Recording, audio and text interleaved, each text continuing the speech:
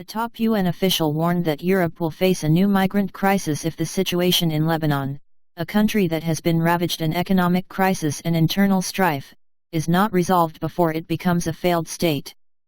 Jan Kubis, the UN's top official in Lebanon and former Slovakian foreign minister, warned that the crisis in Lebanon has the potential to send new waves of mass migration to Europe, saying that politicians in the EU should work to stabilize the situation to incentivize younger Lebanese to stay in their own country.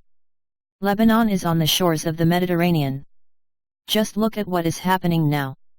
Look at the waves of migration being generated by many other countries. And what is the destination? It's Europe, Kubis told Sky News.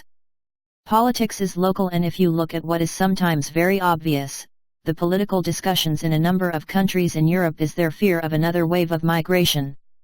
And they know very well that Lebanon is not around the globe. Politicians in Europe must understand that the more they will support real reforms in Lebanon, provided Lebanon will go into real reforms, this is better for them because they can maybe stabilize the situation to such an extent that it will give perspective to the younger Lebanese to stay in their own country, suggested the UN official. Mr. Kubis said that the economic crisis has the potential of spiraling into a security crisis and that it would result in Europe having a combination of Syrians, who are still in droves as refugees here, but many others, starting with the Lebanese. Lebanon has been racked by civil unrest since October of last year, when the government proposed a swathe of new taxes during an economic crisis, including taxes on gasoline, tobacco, and even on the WhatsApp messaging application.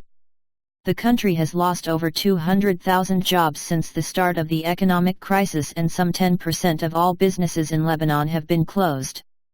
The Lebanese pound has lost a third of its value, leading to a £9 billion fall in bank deposits in the first 11 months of 2019. Banks across Lebanon have also introduced capital flight restrictions on withdrawals, with some banks limiting withdrawals to just the equivalent of £150 every 2 weeks. A new government, headed by Hassan Diab, a former professor, has been formed to confront the growing crisis. However, Lebanon's foreign minister, Nassif Hidi, warned that the situation could lead the country down the road of becoming a failed state.